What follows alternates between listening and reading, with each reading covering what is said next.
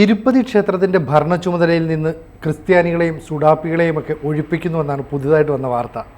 ഒപ്പം തന്നെ ഈ പറയുന്ന ആന്ധ്രയിൽ ഈ ജാതി സെൻസസ് മാറ്റി സ്കിൽ സെൻസസ് എന്ന് പറയുന്ന ഒരു പുതിയ സംരംഭം, അങ്ങനെ ഒരു പ്രഖ്യാപനം മുഖ്യമന്ത്രി നടത്തുന്നു.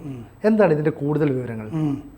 അദ്ദേഹം ഈ സത്യപ്രതിജ്ഞ ചെയ്ത ശേഷം അമരാവതി തലസ്ഥാനമാക്കണം എന്നാണ് ആഗ്രഹം. പക്ഷെ വിജയവാഡയിലാണ് സത്യപ്രതിജ്ഞയൊക്കെ നടന്നത്. അത് കഴിഞ്ഞ് അദ്ദേഹം തിരുപ്പതിയിൽ ദർശനത്തിന് പോയി കുടുംബസമേതം. എന്നിട്ട് തിരുപ്പതിയിൽ വെച്ചിട്ട് പറഞ്ഞു, തിരുപ്പതി ദേവസ്ഥാനം, തിരുപ്പതി തിരുമല ദേവസ്ഥാനം TTD എന്നാണ് അതിൻ്റെ ഭരണ സംവിധാനത്തിൻ്റെ പേര്. അത് ശുദ്ധീകരിക്കും. കാരണം കഴിഞ്ഞ 5 കൊല്ലമായിട്ട് അവിടെ നടക്കുന്നത് മുഴുവൻ ഈ ജഗൻ റെഡ്ഡിയുടെ കാലത്ത്, ജഗൻ റെഡ്ഡി ക്രിസ്ത്യാനിയാണല്ലോ, YS രാജശേഖർ റെഡ്ഡി കുടുംബമൊക്കെ. അപ്പോൾ ആ കാലത്ത് മുഴുവൻ അവിടെ നടന്നുകൊണ്ടിരുന്നത് അഴിമതിയാണ്. അവിടെ ഇനി ഗോവിന്ദനാമം മാത്രമേ മുഴങ്ങാവൂ. ഇതൊരു വൈകുണ്ഠം ആണെന്നുള്ള ഫീലിംഗ് ആണ് ഇവിടെ വരുമ്പോൾ ആളുകൾ ഭക്തർക്കൊക്കെ ഉണ്ടാവുക. ഓ നമോ വെങ്കടേശായ എന്നുള്ള മന്ത്രം ആണ് ഇനി ഇവിടെ മുഴങ്ങേണ്ടത് എന്ന് പറയുമ്പോൾ വേറെ എന്തൊക്കെയോ നേരത്തെ ഉണ്ടായിരുന്നു എന്നാണല്ലോ. 5 കൊല്ലം ഇത് നശിപ്പിച്ചു ജഗൻ റെഡ്ഡി. ഈ ടിക്കറ്റ് ദർശനത്തിനുള്ള അതൊക്കെ കരിഞ്ചന്തയിലൊക്കെ വിൽക്കുന്നൊക്കെ ഉണ്ടായിരുന്നു. പിന്നെ മരുജുവാന, കഞ്ചാവ് അതിൻ്റെയൊക്കെ ഒരു കേന്ദ്രമായിപ്പോയി ഈ സ്ഥലം. പിന്നെ മാംസഭക്ഷണം അത് വിൽക്കുന്ന സ്ഥലങ്ങളുമൊക്കെ അവിടെ ഉണ്ടായി. ഇതൊക്കെ ശുദ്ധീകരിച്ച് ശരിയാക്കി എടുക്കും എന്ന് പറഞ്ഞു. ഇത് പറഞ്ഞതിൻ്റെ പശ്ചാത്തലം എന്താണെന്ന് വെച്ചാൽ, ജഗൻമോഹൻ റെഡ്ഡി ഈ തിരുപ്പതി MLA കരുണാകർ റെഡ്ഡി ഭൂമന എന്ന് പറഞ്ഞ ആളെ ഈ തിരുപ്പതി തിരുമല ദേവസ്ഥാനത്തിൻ്റെ ചെയർമാൻ ആക്കിയിരുന്നു. ഈ കരുണാകർ റെഡ്ഡി ഹിന്ദുമത വിശ്വാസി അല്ല എന്നാണ് ആളുകളൊക്കെ പറയുന്നത്. അപ്പോൾ അങ്ങനെ ചെയർമാനാക്കിയത് ശരിയായില്ല. അയാളുടെ വീട്ടിലൊരു ക്രിസ്ത്യൻ മതാചാര പ്രകാരമുള്ള അനുസരിച്ചിട്ടുള്ള വിവാഹം നടന്നതായിട്ടും ചില ആളുകളൊക്കെ ആരോപിച്ചിരുന്നു. അങ്ങനെ ഒരാളെ എടുത്ത് അവിടെ ചെയർമാനാക്കണം എന്നുണ്ടെങ്കിൽ വേറെ എന്തോ ഒരു അജണ്ടയുടെ പുറത്തായിരിക്കണമല്ലോ ചെയ്തത്. അത് ഈ ജഗൻ മുഖ്യമന്ത്രിയായ സമയം മുതൽ ഈ തിരുപ്പതിയിലൊരു കണ്ണുണ്ടായിരുന്നു എന്നുള്ളത് വാർത്തകളിൽ നിന്ന് മനസ്സിലാകുമായിരുന്നു. വേറെ അതിൻ്റെ കമ്മിറ്റിയിലെ വേറെ ആളുകളെ എടുത്തു വെക്കാനുള്ള ശ്രമവും ഹിന്ദുക്കളല്ലാത്തവരെയൊക്കെ എടുത്തു വെക്കുന്ന. കാരണം ആന്ധ്രയിലൊക്കെ പേരുകൾ കേട്ട ഹിന്ദുവാണോ ക്രിസ്ത്യാനിയാണോ എന്നൊന്നും നമുക്കറിയില്ല. ഇപ്പൊ ബ്രഹ്മാനന്ദ റെഡ്ഡി എന്ന് പറഞ്ഞാൽ ക്രിസ്ത്യാനിയാണ്, രാജശേഖർ റെഡ്ഡി മനസ്സിലാവില്ല, അങ്ങനെയാണ്. അപ്പോൾ അങ്ങനത്തെ ഒരു നീക്കം അവിടെ നടന്നിരുന്നു, തിരുപ്പതി പിടിച്ചെടുക്കുക എന്നുള്ളത്. അത് ലോകത്തിലെ തന്നെ ഏറ്റവും വലിയ തീർത്ഥാടന കേന്ദ്രമാണല്ലോ. അപ്പം ഈ അജണ്ട ഉണ്ടല്ലോ, ഒരു ആഗോള ക്രൈസ്തവ അജണ്ട, അത് തിരുപ്പതി വെച്ചിട്ട് ഉണ്ടാക്കാനുള്ള ശ്രമവും ജഗൻമോഹൻ റെഡ്ഡി നടത്തിയിരുന്നു. അതിനി നടപ്പില്ല, അത് ക്ലീനാക്കും. അതിൻ്റെ കൂടെ അദ്ദേഹം പറഞ്ഞൊരു സംഗതി, ഇനി അവിടെ പുലരുന്നത് ഹിന്ദുധർമ്മമായിരിക്കും, ഹിന്ദുധർമ്മം സംരക്ഷിക്കും എന്ന് പറഞ്ഞു. അപ്പോൾ ചന്ദ്രബാബു നായിഡു എന്തായാലും ഈ 20 കൊല്ലത്തെ വനവാസത്തിന് ശേഷം വന്നപ്പോൾ ഒരു ഹിന്ദുത്വ ആശയഗതി പ്രകടിപ്പിക്കുന്ന ഒരാളായിട്ടാണ് കാണുന്നത്. കാരണം അദ്ദേഹം ഇപ്പോൾ സഖ്യകക്ഷികളുമായിട്ട് ചേർന്നിട്ട് പൊതു മിനിമം പരിപാടി ഉണ്ടാക്കിയിട്ടുണ്ട്, പൊതുപത്രിക. അതിൽ പറഞ്ഞിട്ടുണ്ട് ഈ ജാതി സെൻസസ് അവിടെ നടക്കില്ല, അതിനു പകരം സ്കിൽ സെൻസസ് ആണ് നടക്കുന്നത്. ഓരോരുത്തരുടെ നൈപുണ്യം എന്താണ് എന്നുള്ളത് ആ സെൻസസ് നടത്തുന്നത് കൊണ്ടുള്ള ഗുണം. കാരണം ഈ ജാതി വെച്ചിട്ടല്ല ജോലി കൊടുക്കേണ്ടത്, ഒരാളുടെ നൈപുണ്യം അനുസരിച്ചിട്ടാണ് എന്നുള്ള കാഴ്ചപ്പാടാണത്. ജാതി ഏതുമാകട്ടെ. അപ്പോൾ അത് സെൻസസ് നടത്തിയിട്ട് ഓരോ ആൾക്കും, സ്ത്രീക്കും പുരുഷനും, ഏത് ജോലി ചെയ്യാനാണ് താല്പര്യം, ഏത് ജോലിയാണ് അറിയാവുന്നത്, അഭിരുചിക്കനുസരിച്ച് ജോലി കൊടുക്കുക. അതെ. അപ്പോൾ അത് മറ്റേ അങ്ങനെ സെൻസസ് നടത്തി കഴിഞ്ഞാൽ ഇവർക്കുള്ള ഷോർട്ട് കമ്മിങ്സ് ഉണ്ടല്ലോ. ഇപ്പം ഇവർക്ക് പരിശീലനം വേണ്ടത്ര കിട്ടിയിട്ടുണ്ടാവില്ല. ഒരു കാര്യത്തിൽ അവർക്ക് താല്പര്യം ഉണ്ടാവും, ഒരു കാര്യം ചെയ്തു വന്നിട്ടുണ്ടാവും, പക്ഷെ അതിലൊരു പൂർണ്ണത വന്നിട്ടുണ്ടാവില്ല. അപ്പോൾ അത്തരം ആളുകളെ കണ്ടെത്തിയിട്ട് അവർക്ക് പരിശീലനം നൽകുക, അതുമൊക്കെ ഈ ഇതിൻ്റെ ഭാഗമാണ്. അല്ലാതെ സെൻസസ് നടത്തി ഒരു റെക്കോർഡ് ഉണ്ടാക്കി വെക്കുക മാത്രമല്ല, ആ ആളുകളെ ഈ ആഗോള ഈ തൊഴിൽ വിപണിക്ക് ഉപയുക്തമാക്കുക, യുവാക്കളെയും ഒക്കെ സ്കിൽ സെറ്റ് വർദ്ധിപ്പിക്കുക ഇവരുടെ. ഇപ്പോൾ അവർ കുറച്ച് കമ്പ്യൂട്ടർ അവിടെ ഇവിടെയൊക്കെ പഠിച്ചിട്ടുണ്ടാവും, അത് പൂർണ്ണമായിട്ടുണ്ടാവില്ല. അപ്പോൾ അതിന് സഹായം കൊടുക്കുക. അപ്പോൾ അങ്ങനെ ചെയ്യുമ്പോൾ ഈ കാറ്റലോഗിങ് നടത്തിയിട്ട് ഇതും കൂടിയൊക്കെ പരിശീലിപ്പിക്കുക. എന്നിട്ട് ഈ ആഗോള തലത്തിലുള്ള ഒരു നിലവാരമുള്ള ഒരു നൈപുണ്യമുള്ള ആൾ, ഇയാളെ നമുക്ക് എങ്ങോട്ടും അയക്കാം, അയാൾക്ക് എവിടെ ചെന്നാലും ജോലി കിട്ടും എന്നുള്ള അവസ്ഥയിൽ അയാളെ കൊണ്ടെത്തിക്കുക എന്നുള്ളതാണ് ഈ ഉദ്ദേശിക്കുന്നത്. അപ്പോൾ ആ സംസ്ഥാനത്തെ വർക്ക് ഫോഴ്സ് ഉണ്ടല്ലോ, തൊഴിലാളികൾ അല്ലേ, ഉദ്യോഗാർത്ഥികൾ, അവരുടെ ശേഷി കൂട്ടുന്ന ഒരു പരിപാടിയാണ് ഈ സെൻസസ് കൊണ്ട് ഉദ്ദേശിക്കുന്നത്.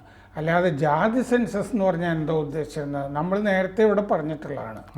അത് ക്രിസ്റ്റോഫ് ജാഫ്രിലോട്ട് എന്ന് പറഞ്ഞ ഫ്രഞ്ച് അക്കാദമീഷ്യൻ ഈ കപടമതേതരവാദികൾക്കും കോൺഗ്രസ് തുടങ്ങിയ ഈ അരാജകവാദികൾക്കും ഉണ്ടല്ലോ, ഇന്ത്യയിൽ വിഘടനവാദം ഉണ്ടാക്കണം എന്നൊക്കെ വിചാരിക്കുന്നവർക്ക് കൊടുത്ത വിഘടനവാദത്തിനുള്ളൊരു മരുന്നായിരുന്നു ഈ ജാതി സെൻസസ് എന്നുള്ളത്.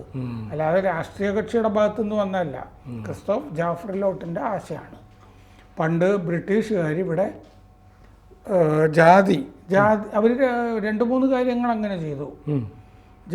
ഹിന്ദുക്കൾക്കിടയിൽ ജാതി ചിന്ത വളർത്തി. അവർ അതിനു വേണ്ടിയിട്ട് ഈ മറ്റേ മനുസ്മൃതി എഴുതിയുണ്ടാക്കി. ഹാൾ ഹെഡ് എന്ന് പറഞ്ഞൊരാളെ കൊണ്ട് വാറൻ ഹേസ്റ്റിങ്സ് ഇല്ലാതിരുന്ന മനുസ്മൃതി എഴുതിയുണ്ടാക്കി. കുറെ വ്യാഖ്യാനങ്ങളാണ് ഉണ്ടായിരുന്നത്, ഒറിജിനൽ ടെക്സ്റ്റ് ഉണ്ടായിരുന്നില്ല. വ്യാഖ്യാനങ്ങൾ വെച്ചിട്ട് ഒറിജിനൽ ടെക്സ്റ്റ് ഇങ്ങനെ ആയിരിക്കാം എന്ന് വിചാരിച്ചിട്ട് അത് പേർഷ്യൻ ഭാഷയിൽ ഉണ്ടാക്കിയിട്ട് അയാൾക്കറിയാവുന്ന പരിഭാഷ ചെയ്യുകയായിരുന്നു സംസ്കൃതത്തിലേക്ക്. ഒരു 10-12 പണ്ഡിതന്മാരെ വെച്ചിട്ട് തട്ടിപ്പ് പരിപാടിയാണ്. എന്നിട്ട് അതിങ്ങനെയാണ്, എന്നിട്ട് മനുസ്മൃതി വെച്ചിട്ടൊരു നിയമം ഉണ്ടാക്കിയെടുക്കുക ജാതി അനുസരിച്ചിട്ടുള്ള ഹിന്ദുക്കൾക്ക് വേണ്ടിയിട്ട്. അങ്ങനെയാണ് ദായക്രമം അതനുസരിച്ചിട്ടുള്ള നിയമങ്ങളുമൊക്കെ ഉണ്ടാക്കി ഹിന്ദുക്കൾക്ക് വേണ്ടി. ഈ പരിപാടി ഉണ്ടല്ലോ ജാതി വെച്ചിട്ട് കളിക്കുക എന്നുള്ളത്, അതാണ് ഈ വീണ്ടും ഈ ജാതി സെൻസസോടുകൂടി. അപ്പോൾ എന്താണെന്ന് വെച്ച് കഴിഞ്ഞാൽ പട്ടികജാതി വർഗ്ഗക്കാരൊക്കെ ഉണ്ടല്ലോ, അവരുടെ ഒക്കെ മനസ്സിൽ കുത്തിവെക്കാം മറ്റവരൊക്കെ ഈ ബ്രാഹ്മിൻ ഹെഗമണിയുടെ ആളുകളാണ്. ബ്രാഹ്മണന്മാരെന്നൊക്കെ പറഞ്ഞാൽ 1%, 1.5% ഒക്കെ അല്ലേ ഉള്ളൂ. പലരും ദരിദ്രരായ ശാന്തിക്കാരും ഒക്കെ ആയിട്ട് കഴിയുന്ന ആളുകളാണ്. എന്നിട്ടും വെറുതെ ഇങ്ങനെ പറഞ്ഞുകൊണ്ടിരിക്കും. അങ്ങനെ അവരെ ഇതിൽ നിന്ന് തള്ളി മാറ്റിയിട്ട് പിന്നെ അവരെ കൺവെർട്ട് ചെയ്യുക. അവരെയാണല്ലോ കൂടുതലും കേരളത്തിലൊക്കെ കൺവെർട്ട് ചെയ്തത്. തിരുവിതാംകൂർ ദിവാനായിരുന്ന മൺട്രോയുടെ കാലത്തുമൊക്കെ ധാരാളം ചെയ്തിട്ടുണ്ട്. ആ അജണ്ടയുടെ ഭാഗമായിട്ടാണ് ഈ ജാതി സെൻസസ് എന്ന് പറഞ്ഞൊരു സംഗതി ഈ കോൺഗ്രസിൻ്റെ പ്രകടന പത്രികയിൽ വന്നിരിക്കുന്നത്. അപ്പോൾ അത് തള്ളിക്കളയുകയാണെന്നർത്ഥം. ഈ മുന്നണി NDA അത് ആദ്യമായിട്ട് പ്രഖ്യാപിച്ചിരിക്കുന്നത് ആന്ധ്രയിലാണ്. കാരണം ആന്ധ്രയിലായിരുന്നു ഈ OBC സംവരണം, മറ്റേ OBC സംവരണം അട്ടിമറിച്ചിട്ട് മുസ്ലിങ്ങൾക്ക് 5% സംവരണം കൊടുത്ത സ്ഥലമാണ് ആന്ധ്ര. അപ്പോൾ അവിടെ തന്നെ ഈ ജാതി പരിപാടിയില്ല, ഞങ്ങൾ ഇതാണ് ചെയ്യാൻ പോകുന്നത്. അപ്പോൾ ഇത് ഇന്ത്യയിലെല്ലാ ചിലപ്പോൾ ഇത് ദേശീയ നയത്തിൻ്റെ ഭാഗമായിട്ട് തന്നെ വരാൻ സാധ്യതയുണ്ട്. നമ്മളിവിടെ നടത്തുന്നത് സ്കിൽ നൈപുണ്യ കാനേഷുമാരി എന്ന് പറയാം, അതാണ് ചെയ്യാൻ പോകുന്നത്. ഈ പിന്നെ 2014 ഈ അമരാവതി നമ്മുടെ തലസ്ഥാനമായിരിക്കും എന്ന് അദ്ദേഹം പ്രഖ്യാപിച്ചിരുന്നു. പക്ഷെ 2019 ജഗൻമോഹൻ റെഡ്ഡി വന്നപ്പോൾ അമരാവതി തലസ്ഥാനം ആകണ്ട എന്ന് തീരുമാനിച്ചിരുന്നു. എന്നിട്ട് 3 തലസ്ഥാനം നമുക്ക് ഉണ്ടാക്കാം, അങ്ങനെയാണെങ്കിൽ അധികാര വികേന്ദ്രീകരണം വരുന്നൊക്കെ അയാൾ ന്യായവും പറഞ്ഞിരുന്നു. അപ്പോൾ അങ്ങനെ വന്നിട്ട് അമരാവതി ഉണ്ടാക്കും തലസ്ഥാനമാക്കുന്ന അദ്ദേഹം പറഞ്ഞപ്പോൾ 33,000 ഏക്കർ സ്ഥലം കർഷകർ കൊടുത്തിരുന്നു തലസ്ഥാനത്തിന് വേണ്ടി. ആ കർഷകരൊക്കെ എതിരാവുക ചെയ്തത് ഇങ്ങനെ വന്നു കഴിഞ്ഞപ്പോഴേ. ഇപ്പോൾ എന്താ ചെയ്യുന്നതെന്ന് വെച്ച് കഴിഞ്ഞാൽ വീണ്ടും അമരാവതി വരുന്നത്. ഇപ്പോൾ ഈ അമരാവതിക്ക് വേണ്ടിയിട്ട് 33,476 കോടിയുടെ പദ്ധതിയൊക്കെ തയ്യാറാക്കിയിരുന്നു. 4,901 കോടി രൂപ ചെലവാക്കുകയും ചെയ്തിരുന്നു. അത് CAG റിപ്പോർട്ടിൽ വന്നു. ഇത്രയൊക്കെ ചെലവാക്കിയിട്ട് ഒന്നും നടന്നിട്ടില്ല. കാരണം ഇത് വേണ്ടാന്ന് വെക്കുകയായിരുന്നല്ലോ നായിഡുവിന് ശേഷമുള്ള മന്ത്രിസഭകൾ. ഇതൊന്നും ചെയ്യാതെ വന്നു. അപ്പോൾ പിന്നെ DPR കൊടുത്തില്ല. നമ്മുടെ ഇവിടുത്തെ റെയിലിൻ്റെ ഒക്കെ കാര്യം പറഞ്ഞ പോലെ DPR കൊടുക്കാത്തത് കൊണ്ട് പിന്നെ കേന്ദ്രം പണം അനുവദിക്കുകയും ചെയ്തില്ല. ആ 33,000 എന്ന് പറയുന്നതാണ് ഇപ്പം 55,000 കോടിയൊക്കെ ആയിട്ട് വന്ന് നിൽക്കുന്നത്.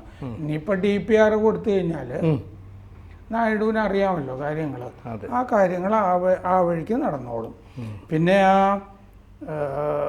സ്പെഷ്യൽ സ്റ്റാറ്റസ് ചിലപ്പോൾ സ്പെഷ്യൽ സ്റ്റാറ്റസ് ആയിരിക്കില്ല, പ്രത്യേക പാക്കേജ് ആയിരിക്കും കൊടുക്കുക എന്ന് കേൾക്കുന്നുണ്ട്. സ്പെഷ്യൽ കാറ്റഗറി ആണെങ്കിൽ കേന്ദ്ര പദ്ധതികൾ ഈ 90% കിട്ടും. 10% വായ്പയേ ഉള്ളൂ. അങ്ങനെ അല്ലെങ്കിൽ 60-40 എന്നുള്ള അനുപാതത്തിലായിരിക്കും കിട്ടുന്നത്. 40% വായ്പയായിട്ടായിരിക്കും. ഇത് 10% വരുള്ളൂ പ്രത്യേക പദവി കിട്ടുകയാണെങ്കിൽ. അപ്പോൾ അങ്ങനെ ഉള്ള സൗകര്യങ്ങളൊക്കെ ഉണ്ട്. ഇനിയിപ്പോൾ അടുത്ത 16ാമത്തെ ധനകാര്യ കമ്മീഷൻ അവിടെ ജൂണിൽ ചെല്ലാൻ പോകുന്നുണ്ട്. അരവിന്ദ് പാണഗാരിയ കമ്മീഷനാണ് ചെല്ലാൻ പോകുന്നുണ്ട്. സംസാരിക്കുകയൊക്കെ ചെയ്യും. പ്രത്യേക പാക്കേജ് ആകാം, അല്ലെങ്കിൽ പ്രത്യേക പദവി കൊടുക്കുന്നതിലും കുഴപ്പമൊന്നും ഇല്ല. അപ്പോൾ ആന്ധ്രയും ഇങ്ങനെ ഹിന്ദുത്വ പാതയിൽ മുന്നോട്ടാണ് എന്ന് ഈ തിരുപ്പതി ബാലാജി ദർശനത്തിന് ശേഷം അദ്ദേഹം വ്യക്തമാക്കിയിട്ടുണ്ട്. ആ ഭാഗം എടുത്ത് മൊത്തത്തിൽ ആന്ധ്ര വൃത്തിയാക്കിയെന്നതിൻ്റെ ഭാഗമാണ്. പുരി എടുത്തിട്ട് അവിടെ മാജി വൃത്തിയാക്കി തുടങ്ങിയല്ലോ. ആദ്യം ക്ഷേത്ര ദർശനമായിരുന്നു. ആ പാതയിൽ തന്നെയാണ് തിരുപ്പതിയിലും ചെയ്യുന്നത്.